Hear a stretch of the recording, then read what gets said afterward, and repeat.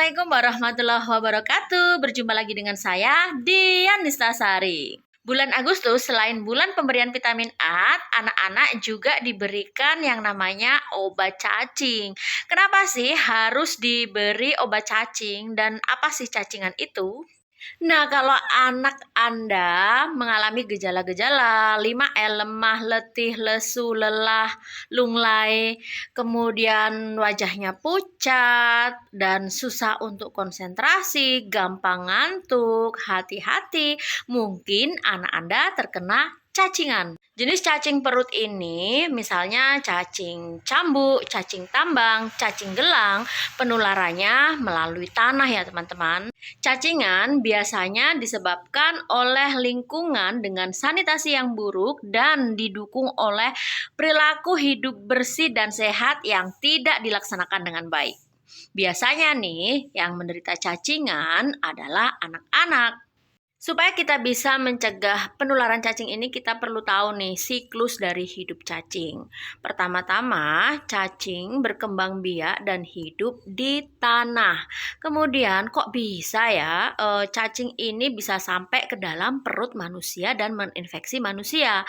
Karena telur-telur cacing ini atau cacingnya itu bisa masuk melalui yang pertama, kalau misalnya kita tidak cuci tangan dengan sabun dan air mengalir secara teratur atau dengan disiplin, tentu saja tangan yang kotor itu bisa membawa telur-telur cacing yang akhirnya ini bisa masuk ke dalam tubuh, bisa melalui makanan, bisa dengan gigit-gigit jari seperti ini. Yang hobi menggigit jari atau menggigit kuku, hati-hati ya. Kemudian cacing ini bisa sampai ke dalam perut manusia juga bisa melalui makanan yang terkontaminasi. Jadi pengolahan makanan yang tidak higienis juga bisa menjadi salah satu sumber dari penularan kecacingan ini. Kemudian anak-anak nih terutama yang keluar rumah tidak memakai alas kaki. Ini cacing bisa masuk ke dalam tubuh manusia melalui kulit manusia secara langsung. Selain itu, untuk makanan yang tidak ditutup, lalat yang hinggap di tanah atau hinggap di kotoran manusia yang buang air besar sembarangan ini bisa hinggap atau menclok ke dalam makanan dan makanan jadi terkontaminasi, makanya bisa masuk ke dalam perut manusia. Kemudian cacing ini akan berkembang biak di dalam perut manusia. Dan setelah dewasa akan bertelur lagi. Nah, telur ini bisa keluar melalui feses ya atau tinja. Dan kalau misalnya kita buang air besar sembarangan, maka bisa mencemari tanah.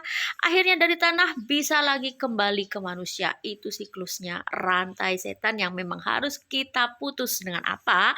Dengan perilaku hidup bersih dan sehat dan menjaga lingkungan dengan sanitasi yang baik.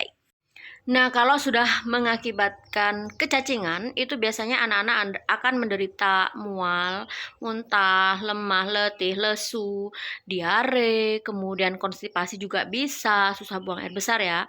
Kemudian bisa juga mengakibatkan cacing itu keluar sendiri dari anus. Kemudian bisa juga mengakibatkan penyumbatan dari saluran empedu dan appendix serta prolapsus rekti atau keluarnya dinding rektum. Dan kalau sudah menderita gejala-gejala tersebut, maka anak bisa menderita anemia, malnutrisi, kemudian gangguan konsentrasi belajar, obstruksi usus atau penyumbatan di usus, juga bisa mengakibatkan stunting atau gangguan pertumbuhan pada anak juga ya. Nah, supaya kita terhindar dari cacingan, maka wajib minum obat cacing setiap 6 bulan sekali ya. Biasanya nih, ada pemberian obat pencegahan massal berupa obat cacing yang diberikan untuk anak usia 12 sampai 59 bulan di Posyandu, PAUD, TK. Kemudian untuk usia 7 sampai 12 tahun di SD ya. Kalau untuk anak usia 12 bulan sampai 23 bulan itu dosisnya adalah 200 mg. Tapi kalau untuk anak usia di atas 24 tahun ke atas, 24 bulan ke atas itu 400 mg dosis tunggal ya.